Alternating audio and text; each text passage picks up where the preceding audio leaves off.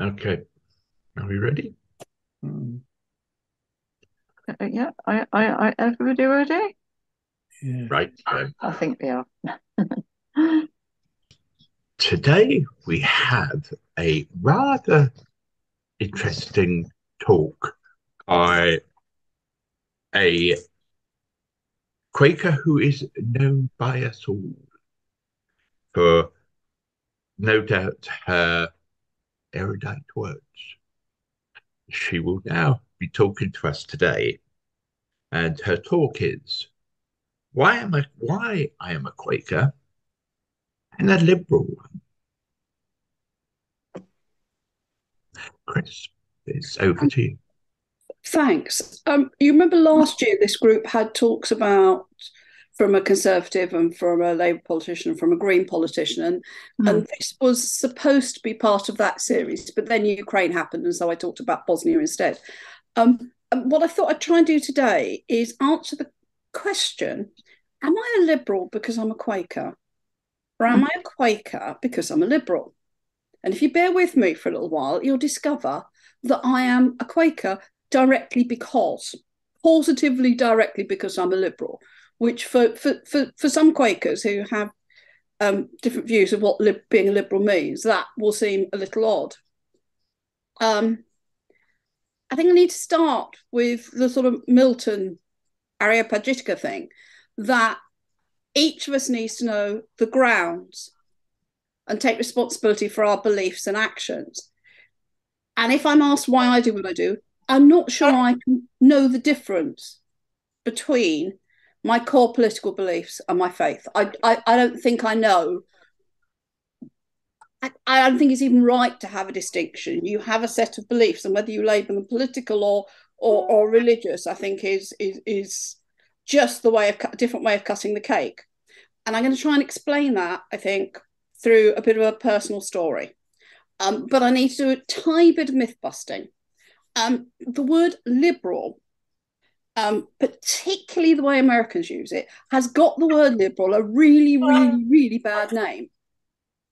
People think of it as a sort of neocon, laissez faire, do what you like, freedom for everyone, devil take the hindmost. Or if you're talking about feminism, it became attached to liberal feminism, which is a sort of half-hearted, mealy-mouthed sort of feminism. And that gets the phrase liberalism a dirty word.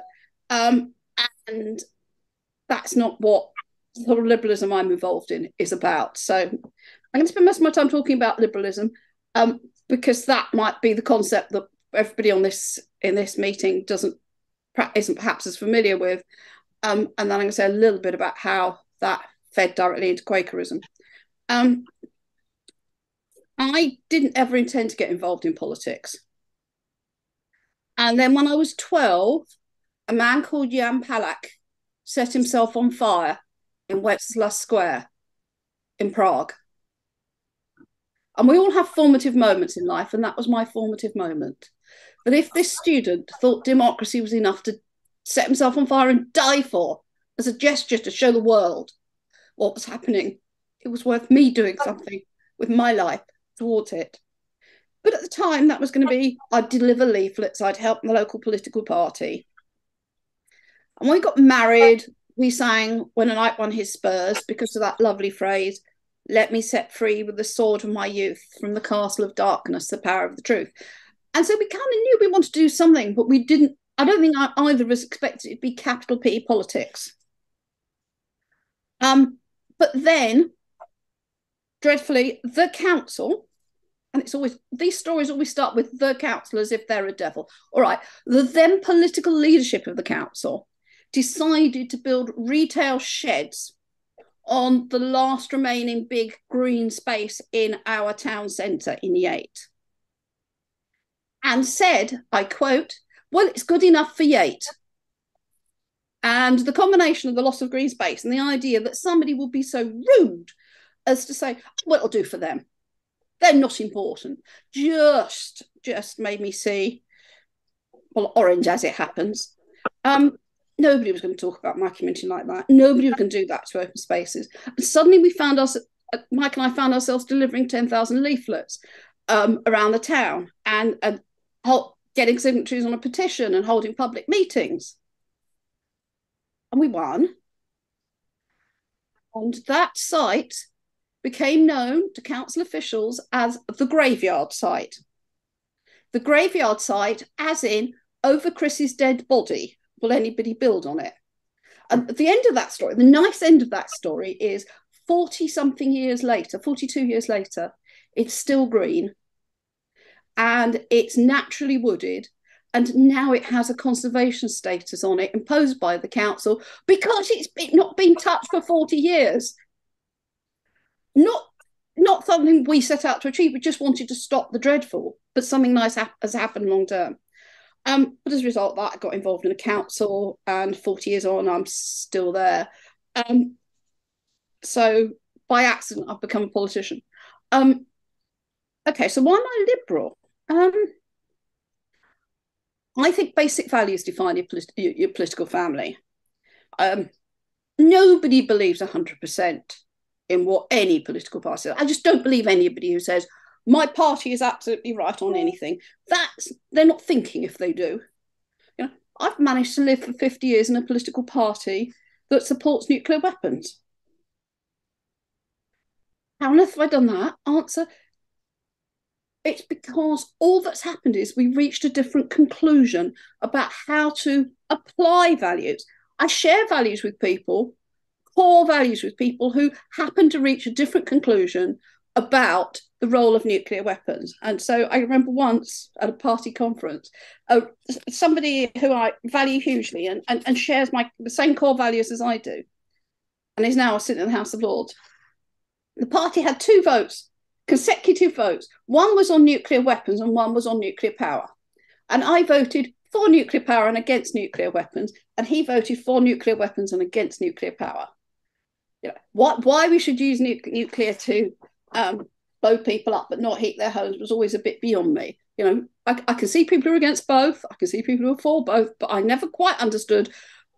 But I knew he was coming from the same place, just reaching different answers.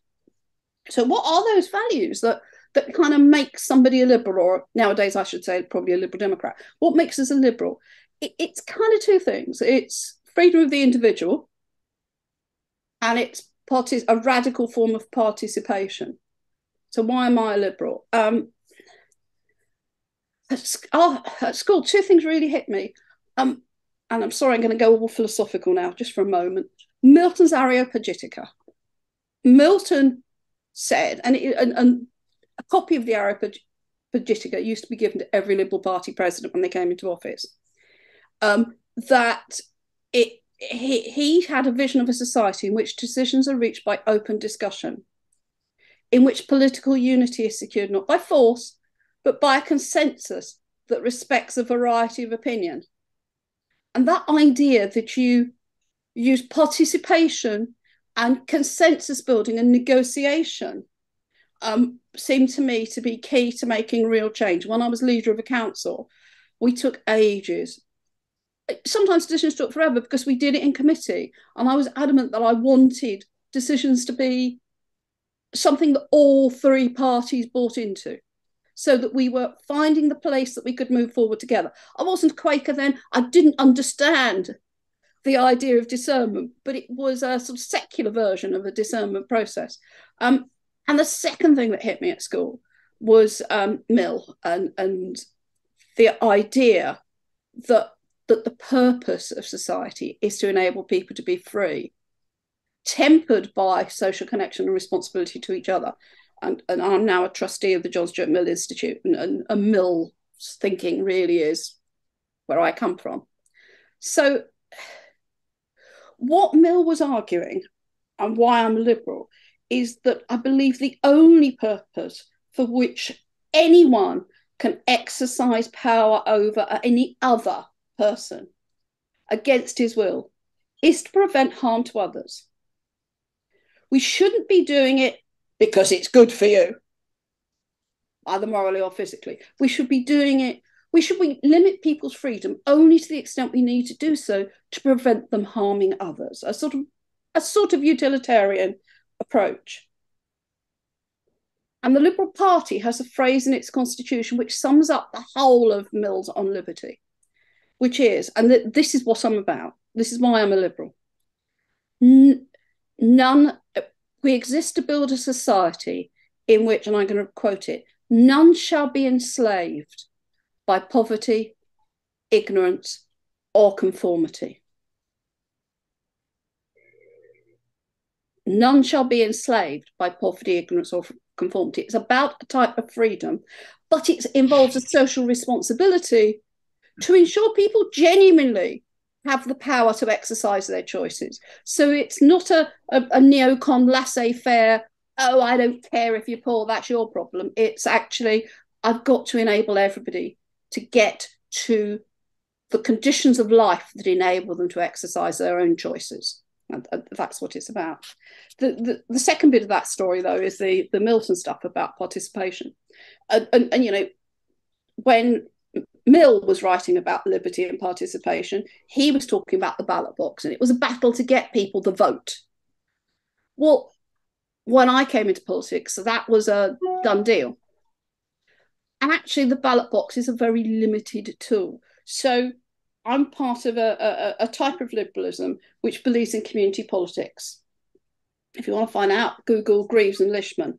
It's about the idea that it comes from that school of thinking that says that democracy isn't a once every 4 years thing you do. It's about participation all the time. It's about individuals and communities mattering, about listening to people and building decisions from the bottom up and giving people real power over their lives.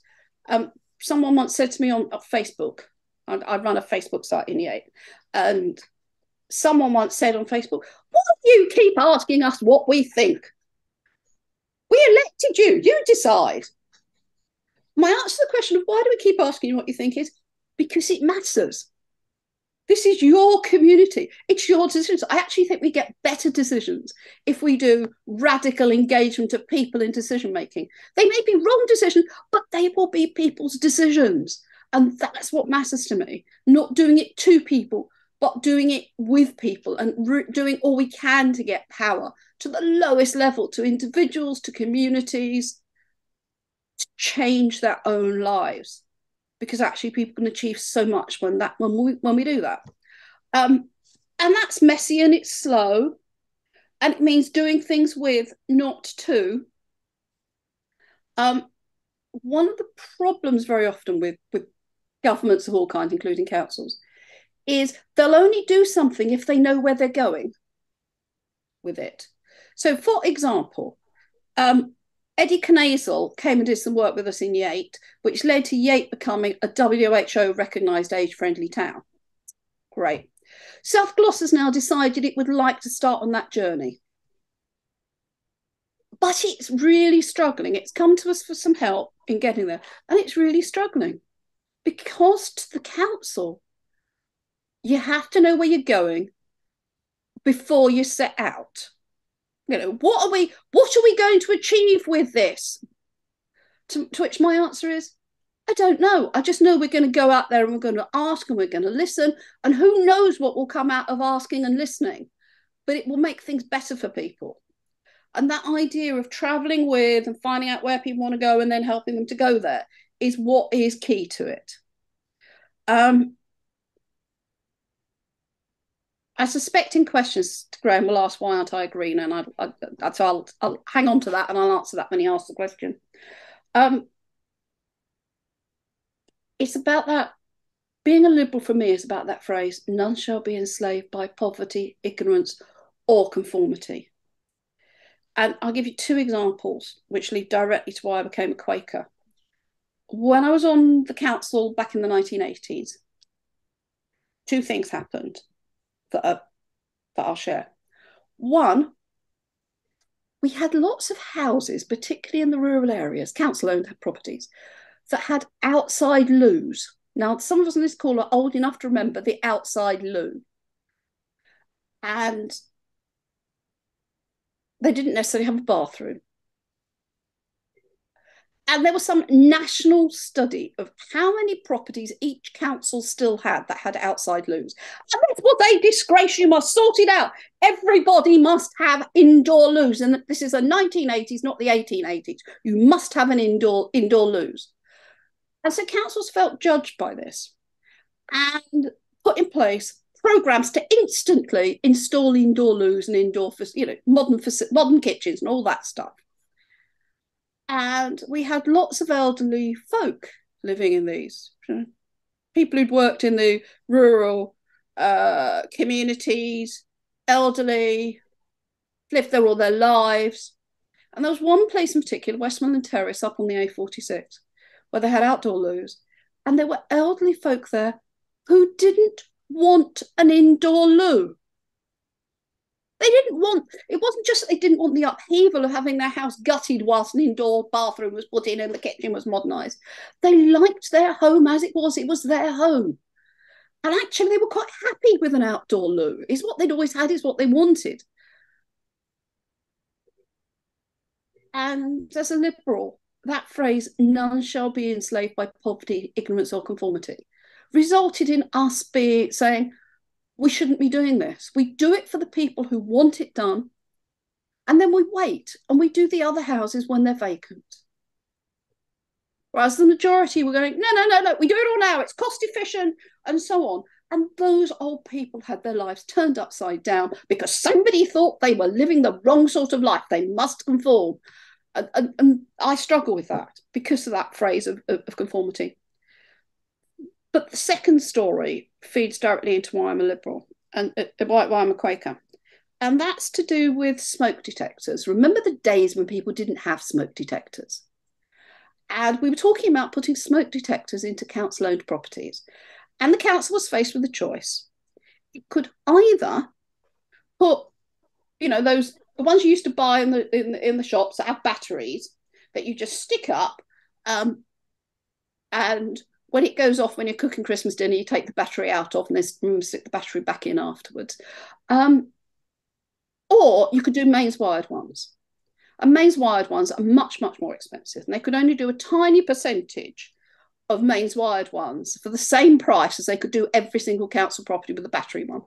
And the council decided to go for the mains wired, quote, because we can't trust the council tenants to keep the batteries in. They'll be irresponsible and take them out. And I worried about this, and we argued against it because I wanted every house to have that safety straight away and let people make the choice of whether they kept the battery in or not, but at least they'd have some safety. And we lost. And then about 6 months later, there was a fire in a council house that hadn't yet had one of the mains operated ones fitted. And 2 children were killed. And I sat in a council meeting in tears because we'd failed to get those people a smoke detector. We'd lost the argument. And the people who'd taken the decision to go for the mains operated ones just said, oh, it was one of those things. They'd taken the right decision and it was just an unfortunate consequence. And I could not cope with that. I really could not cope with that because there was something about the way they'd done it, which was, well, these people in council houses, we can't trust them to make their own judgments. We've got to do it to them. We've got to protect them rather than giving them the choice. And if the family had had the choice, their kids might have been alive. Anyhow, let's move on to why I'm a Quaker. So there's something there about how important each individual and each individual's views are and how each person is unique and precious and shouldn't be corralled. And that was core to my liberalism.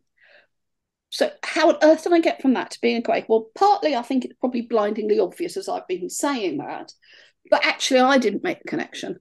I didn't believe in God. Everybody had tried, so many people had tried. They tried the intellectual route, go and read Who Moved the Stone, go and read this book, go and read that book. Absolutely useless. Then somebody from the university, the guy who became Deputy Vice Chancellor, decided to take me to a Billy Graham rally. at Ashton Gate to see if that would work. Just let's say it was the night Billy Graham chose as his theme, A Woman's Place is in the Home. So that one failed utterly. But it was all about people, well-meaning people, trying to get me to some sort of faith by logic. And I don't think you get there by logic. Anyway, I was doing a talk to some American students. American students do a junior year abroad, where they go abroad for a year to another country and study something in a university in another country, and also do a course on sort of politics and life in this other country. And I used to get pulled in to do the talk about liberalism as we mean it in the UK, as opposed to the American take on liberalism, to these young American students. And I was explaining, and I told them the story of the smoke detectors, and I told them the story of the loos in the council houses in the villages. And after I was trying to explain liberalism, this lad piped up, "Gee, miss, sounds more like a religious belief than a political philosophy."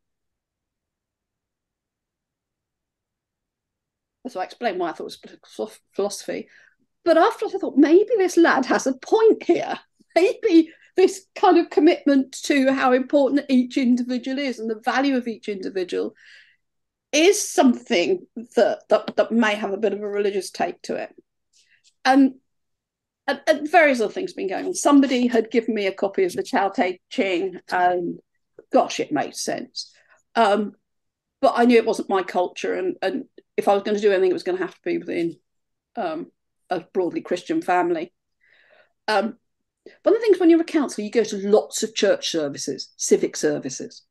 Some of them are dreadful. Some of them are dire, and that might be for another occasion. I was at a civic service, and the vicar said something interesting. I thought, I want to think about that. And then we suddenly had to stand up for him. Blow me, the chain of thought from what he'd said, him, stand up, sing the hymn. By the time you sit down again, you've forgotten, you'd lost that moment of whatever he'd said that I wanted to mull had gone. So I thought, actually, maybe I need a bit of silence here. Maybe I just, need a bit of space to listen to some of these things. Some of you may remember, do you remember Adrian Walker Smith? Adrian Walker Smith, Quaker, very involved in Quaker prison reform, lived at Nailsworth. Well, for a while he lived in Old Sudbury. And years earlier, when I'd been a parliamentary candidate, he'd given me a leaflet on Quaker prison reform and criminal justice and said, "I think you might enjoy this." Well, he was right. I agree with it entirely. And I knew I knew you were good on, Quakers were good on prison reform. I knew you were pacifists. I knew you did equality. So I thought, I tell you what, I'll give Quakers a go. But I thought Quakers were a weird religious sect. And I thought, I don't want to be captured by a weird religious sect. And what if I turn up and I don't like it? So I decided that what I'd do is wait till I was in Hong Kong teaching one year, and I'd go to the Quaker meeting in Hong Kong. So I did that. I went to Hong Kong, and one Sunday I walked into the Quaker meeting, and the clerk to the Quaker meeting in Hong Kong said, "Hello, are you new?" And the clerk to the Quaker meeting was Adrian Walker Smith, who lived no less than 6 miles away from me and was married to somebody who I'd known as a Liberal for 40 years.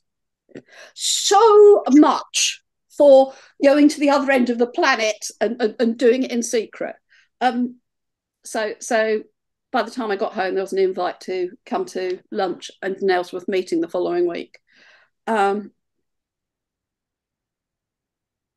What happened in Hong Kong was just utterly amazing. By the end of that meeting for worship, I didn't believe in God. I knew God existed. It wasn't a belief, it was a knowledge. Whatever you want that to mean. And I knew I was part of something immanent and transcendent. And I came out of that meeting and the world looked different. And you know, the C.S. Lewis book, Surprised by Joy, I suddenly understood what the hell he'd been on about. And it was amazing.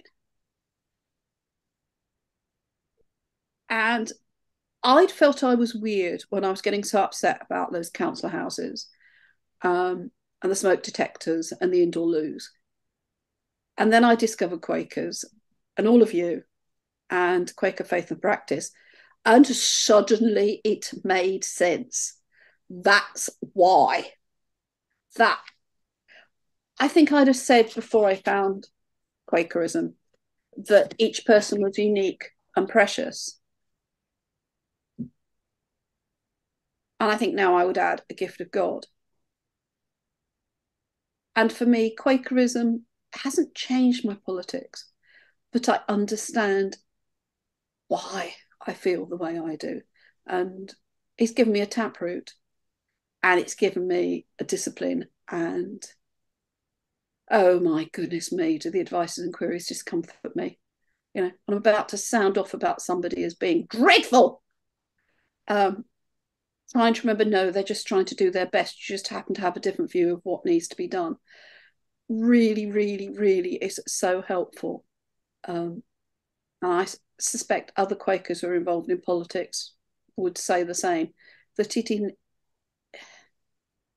it gives you a taproot to test all you do and to say, could I face being in meeting for worship having said or done X? And if the answer is no, then don't jolly well do it. So I became a Quaker directly because of that American kid saying, well, your political philosophy sounds more like a religious belief.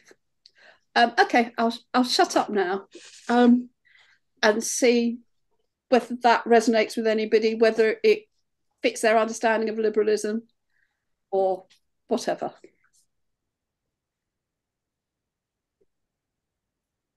I've lost Graham now, and I thought Graham was going to be the person who asked questions.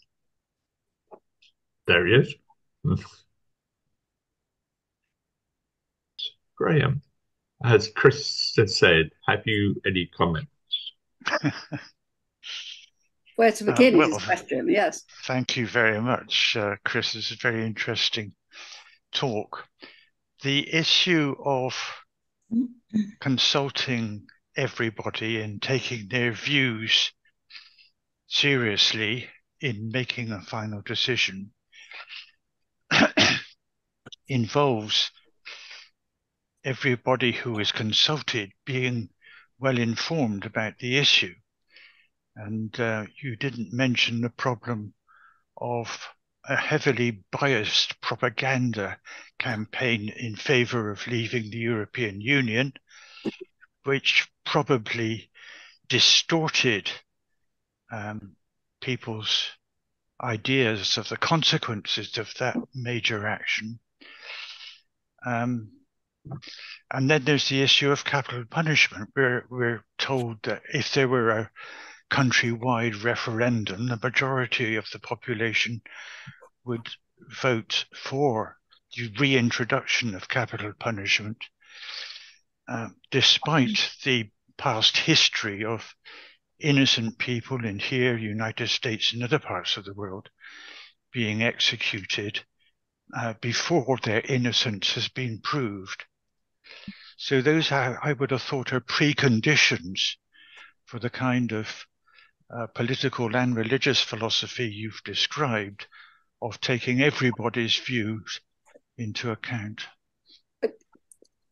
I don't think that myself, I don't think the referenda are what, well, I know they're not what I mean by community politics, by radical participation, because they are snapshot, simplistic yes-nos. And they therefore don't enable the nuanced debate. If you take the referendum as an example, actually there's a nuance of opinion from out-and-out internationalists like me who'd say, even if it came as a cost, I think we belong in an international family, through to people who would say, not at any price would I have any relationship with any other country. And we're all on a spectrum somewhere there. And a referendum forces us into simplistic decisions. So it's not a referendum type situation I'm arguing for, Graham. It's much more of a participative, deliberative process. And ultimately, that may sometimes mean, no, you can't have what you want. No, there are limits to that liberty and that freedom. And remember the Mill argument that the liberty, my freedom, stops where your face begins. And things like the death penalty transgress that. My freedom to wish to kill people, which is what death penalty is, actually is it's not my freedom to decide that, because it's hurting somebody else. It's actually having an impact on the person that is executed. What this is about is having debate and moving things forward. And I'll give you a much more local example. It's much harder to do it on the national screen, but then I think too many decisions are taken nationally, so I will move more down. And that is in our town, we wanted to improve cycling for cyclists along a key road, the A432. And the officers came up with a scheme. And we said, you've got to go and talk to the residents and the traders and get everybody on board so they understand the problems and the issues. And we find a solution that works for the cyclists, for the residents, for the traders. No, they said, we're in a hurry. We've got to spend the money now. So we'll just do it and impose it. And we spent 2 years and far more time and effort trying to unstitch the problems that caused than it would have done to have taken a bit longer, to have spent time talking to each other to get both sides to understand each other.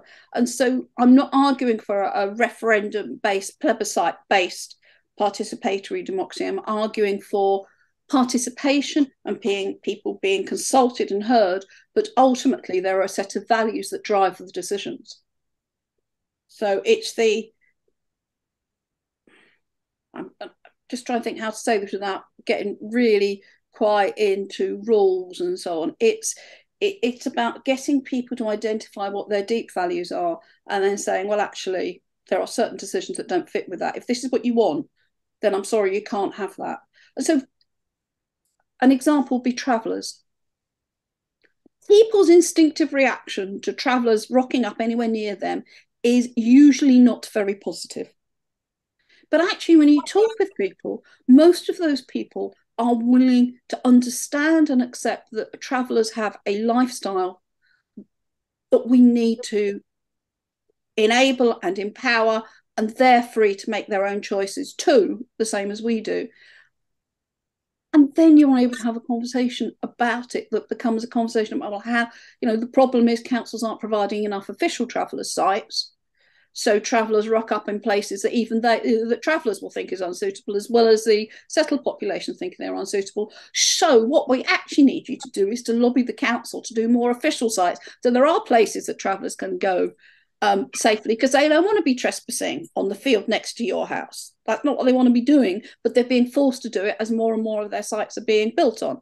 And actually, when you have those conversations, people get it. Our problem is that we're not having those conversations about things like the death penalty, and the far right are. And they're winning because we're not having them. And so, Graham, I think you're absolutely right. That we like it.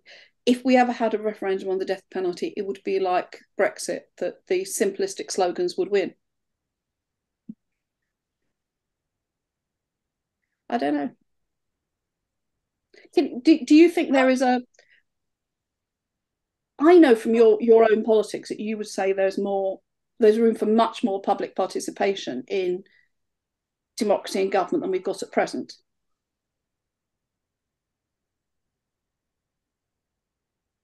Certainly, yes. But it's not easy to integrate it and answer the point that elected politicians are thereby given the power to make decisions and have the authority to determine the direction in which the country goes. We just need more people interested and willing to be involved in both local and national politics. But even if we had more people involved, as long as we are dependent on a once every 4 years voting system, which Churchill was really strong on the idea that the problem with our voting system is that you have governments that have majority but don't have majority support from the public. And he always said that meant weak government, because you couldn't then take the public with you, because the public started out not on your side. And that's one of the problems we have. We have a political system where, whether it's the city council or Westminster, they don't have the majority of us on their side from day one. And that's true of every government and every local council that's in majority control. And that's a very weak place to build that consensus that you need to achieve the sorts of big changes we need. You know, the climate and ecological crisis is so big that I don't think you can achieve the change by imposing. I think you have to do it by convincement, by taking people with you. And our current democratic system isn't very good at building that sort of consensus. Richard. Yeah, thank you. Thanks, Chris, and Graham. I think there's the risk that this, could go into lots of practicalities about politics, which I don't think is where I'd like to start asking you, Chris. I mean, what you're talking about, and that discussion about the practicalities of participation is right at the heart of what we were talking about in area meeting last night. What does membership of Bristol Quakers mean to most people who are connected with it? We had 14 people at an area meeting when there are over 450 members and attenders on our list. So our participation is not great.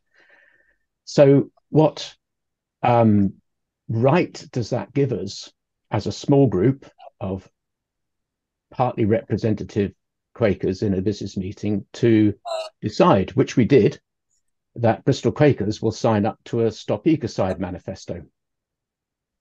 Now, our system allows that to happen because, if you like, God is on our side if we thought about it. So, and it was very, very clearly stated that silence is taken as approval.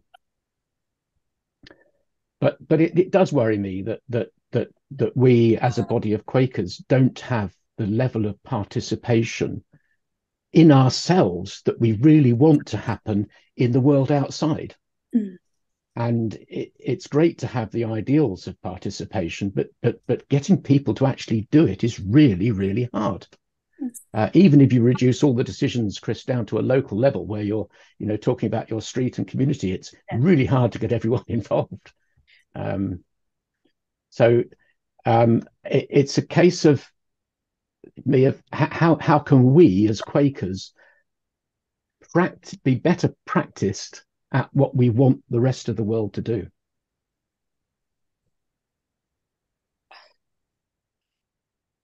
I think I'm not going to answer the Quaker question.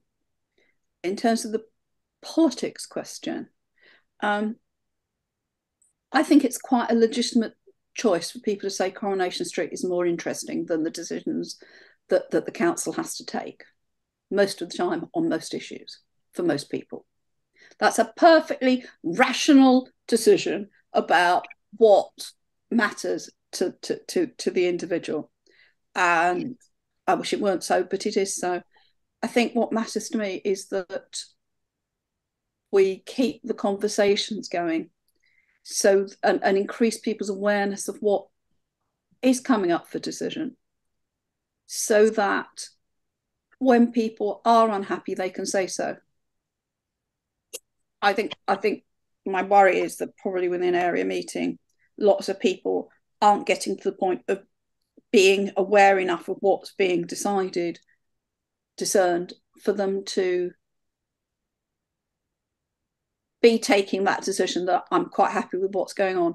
And actually, I think on the whole, people don't see decisions like that. If they trust, for example, if they trust a council, then they're not bothered. They're not interested. It seems to be doing more or less the right sort of thing. Once they feel angry and aggrieved, then they will scrutinise everything. And part of the issue for me within Bristol Area Meeting is that people are contented enough with what area meetings are doing not to feel the need to engage. If area meeting was doing something that was really, really annoying people, they'd be turning up. And I don't think you want to try that particular experiment. I might.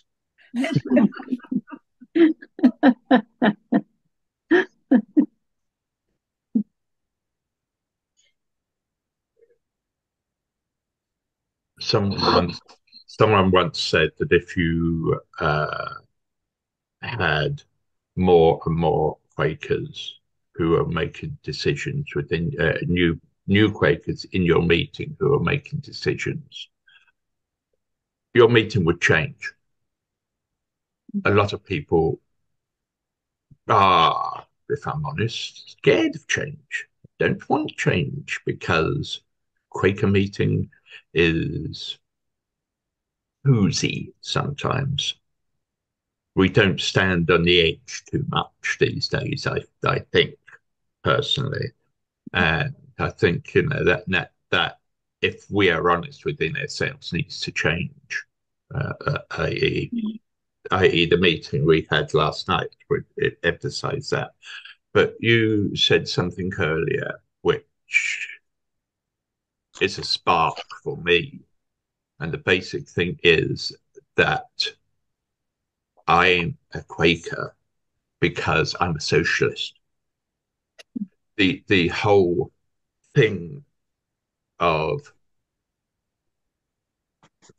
Quakerism and socialism sit together like me, like a hand in a glove.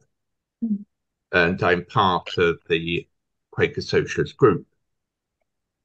So that means a lot to me, as liberalism and Quakerism means to you. And I can understand that. And, as that phrase goes, I feel great to be that person. Anyway, end of rant. David. Yeah, I'm reminded of the cynical saying, whoever you vote for, you end up with the council. And the problem is the council has a kind of culture to it. And I want to cite a strong possibility. There's a few things I'd like to mention, including citizens' assemblies and the potential for things like that. But we had a citizens' assembly around in Bristol, which cost the council a lot of money. And as far as I can tell, it's just been put on a shelf and treated as we did a consultation. Now we can forget about it. So that's not participative democracy. And in 2004, or just after 2004, I popped up with, having been quite disillusioned by some of the things done by New Labour, I was quite encouraged to read Sir John Egan's review of Skills for Sustainable Communities, in which, the then Deputy Prime Minister and Environment Minister, John Prescott, from whom I didn't instinctively expect great good to come from, but he asked Sir John Egan how you could create sustainable communities. And Sir John Egan actually took a couple of tilts at this, and his final report said, well, when John Prescott asked me to do this, I explained to him that you can't get there from here. That if we did skill up our communities, if we changed the way that we skill people, we still wouldn't get it, because the planning process disallows the creation of sustainable communities. And he said, if you really wanted sustainable communities, what you would do, and it's a wonderful book. I've got three or four, I've got 5 copies of it on my bookshelf. I used to buy them up whenever I could while they were still in print and give them out wherever I could. I gave away boxes of them. And it's the core of it was a diagram that he showed what was wrong with the current planning process. And he didn't have a diagram saying what you should do, which was, but he made it clear that you should bring together the council, its elected members and its officers, and the bodies that implement things for the council. So in this case, planners and developers and the community. And you should decide amongst yourselves what you want to do. And then, this is so radical and so impossibly complex, then you do it. So you have this engaging dialogue. And I've seen this happen and I've seen it work. We had a fantastic consultation in Stokes Croft about what to do about these 2 derelict buildings, the Carriage Works and Westmoreland House. And then that consultation was swept aside and ignored, and a developer was engaged.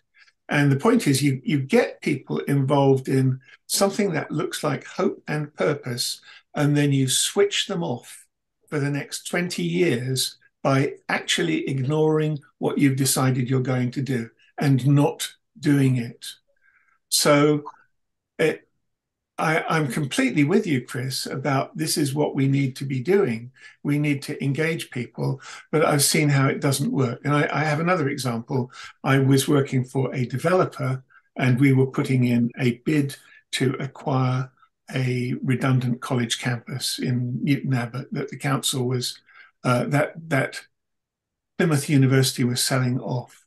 And I said, we could lead this process as a developer. We could make this process happen. We could engage with the community and the council. It doesn't have to be that. Sir John Egan says in his book, eventually it's not going to happen. This is what I recommend. It's not going to happen. Eventually we'll need remedial education for councils and it should be compulsory, right? It still hasn't happened. But we decided that we would do it and we would implement this and we would do a consultation and we engaged with the community. And we, at the end of the process, we came up with a book that we had created. And we took it to the, which we called it, strangely enough, we called it our Red Book. And this, this was the first, we had wonderful architects, BDP, who are themselves a collaborative practice, a self-owned practice. And we chose them because of that and because of their work with universities. And they produced with them, they produced this wonderful book. And that was their House Colours Red. And they said we should do a different colour. We said, no, we love it. It's red. We'll call it our Big Red Book. And we would take it to places and people would say, you've talked to everyone and you've considered everything. And they would look through it and say, you've thought about this, you've thought about this. And unfortunately, the 2008 crash came and all of a sudden we didn't have the money to do the project. But the possibility of introducing participative democracy exists and does not rely on central government or the council to do it. It's something that communities can initiate for themselves and talk about. And I was charged with doing this at the Living Witness conference at Woodbrook and to come back with a plan for community consultation about climate change. And last week's talk in this group was my first cut at a proposal for that. And it is a proposal for community engagement around climate change and developing shared visions amongst communities. So absolutely, Chris. And what I would love to see is the development of the idea of the radical alliance, where the people who have something other than neo-fascist views all come together and say, let's dialogue together. From our, there's a sort of joke in Labour that we can't leave democracy to the Liberals and we can't leave the environment to the Greens. We should bring together the people with all these concerns and have these dialogues and arrive at a genuinely consensual approach. Like you, I could paper the walls with bad examples of failed co-design, which sets the idea of participation back years and makes people very cynical about government. Theory and practice of community politics, which is a sort of liberalism that I very much follow, takes the view that it isn't just about councils. Your campaigning has to be within and without. It's about helping the community to build up from the grassroots, as well as having councils that want to hear what the grassroots are saying. So you're working inside and outside. I think the planning system it used to be possible. When I was first involved back in the early 80s, there was a genuine possibility of co-design, and it did sometimes happen, sort of. But the changes in the planning system have made it really, really difficult, unless it's developers who are really keen on it, and then you can deliver it. We're just starting a process. Interestingly, there are some local government officers who really get it, David, who really get co-design. They tend to be young, and there's a small group of them in South Gloss who are really keen on it, and we're about to start doing it on a highways project, and trying to get the consultants to understand that South Gloss really is coming to this with no prior agenda, and it really is about wanting to start a co-design process with the community. It's really difficult. You're having to dismantle decades of people's assumptions that councils are coming along to impose something under the guise of consultation, and trying to get the consultants to understand that we genuinely mean consultation, co-design. I have no idea whether it will work, but I'm really, the first event is next Thursday, and I'm really interested to see whether the community will trust the council enough to start that journey. And I think that is part of the problem. The public are so alienated by government doing things to them that they don't actually trust the language of co-design. And I think it's just a metaphor for, we'll dance around you a bit and then we tell you what you're having. Interesting. So I'm just sort of realising I'm with a Bristol eco-village group that happens to have acquired a site. One of its members owns a woodland site in the Forest of Dean, adjacent to Clearwell, and we are talking about building some eco-housing on the site that would actually extend Clearwell. And we're right at the point of engagement with the community and the council, and I would love to have your guidance and thoughts on this. I'd love to get involved. When I was a planning academic, I'd love to get involved, because it's that the ladder of participation stuff. Yeah. We've got planning consultants who are really switched on to the idea of One Planet Living as an enabler to planning, and helped originate the concept in Wales. So it's a real opportunity, actually. I don't want to be dismissive, but it's only about 10 or 12 homes anyway. So there's not much to lose in creating an experiment, but there's quite a lot to gain if we were to get it right. But an awful lot of disbelief to dismantle. A lot of trustable. Sure. Yeah. But it's a small community, and we unfortunately lacks the one feature that we had where we were doing another project in Frome, which was a favourite cafe of everybody. And we went to the cafe and said, we want to hold a community consultation in your cafe one evening. And they said, well, we don't open in the evenings. And we said, you don't understand. We really, really want to meet in your cafe. And they opened specially for us so that we could have a consultation.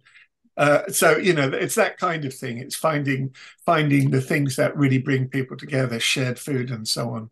And I haven't, the one point that I hadn't made is that my interest in Quakers is not on the basis of religious faith, but on the basis of Quaker social action and the Quakers' commitment to this kind of process. You know, it's the expert group in the community, and Quakers happen to own a lot of hubs, you know, which are, and so on. So yeah, so yes and amen to all of what you've said. Can I just say something? Ooh. Can you hear me, Hattie? Yeah. Carry on, Hattie. Yeah. It's very helpful if I can lip read you on the screen. Yeah, that's very helpful. Thank you. Right. Other comments, my friends?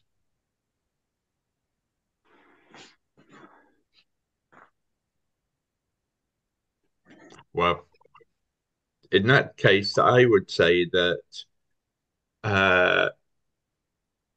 I am a little bit jaded in the sense of national media because bringing across the message. Because I strongly say that I'm a strong Corbynite, and the demonology. Excuse me, my phone is going.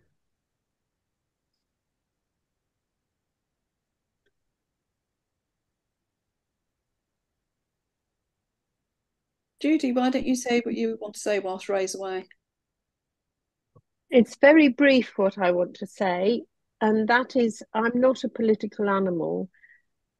I've found this fascinating, and I've written lots of notes, and a lot of what was discussed is unfamiliar to me. But what really jumped out for me, and I thank you for, Chris, because it's perfect, is I don't believe in God, but I know that God exists. That meant so much to me. Thank you.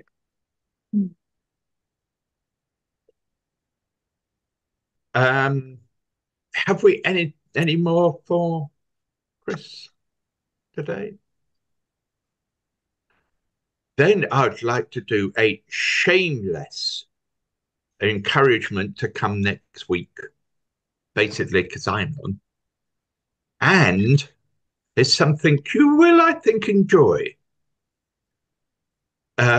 We couldn't find someone to come to the next, so I dropped out because of other matters. And so next week will be a version of Desert Island Discs. I want you, and I know you all do it. You've all selected your 8 records which you'd like to take to an island with you, wouldn't you? Yes, you would. So what I want you to do is to come with the idea of 2 records you take and a book and the reasons why therefore of. I know what I'm going to bring. So come, dear friends, and have fun. Okay. Thank you very much. With that, we come to the end of today's qualifications. Thank you very much, Chris. It was inspiring, as usual. Absolutely. Yeah. Good, yeah. Thank you. Thank you.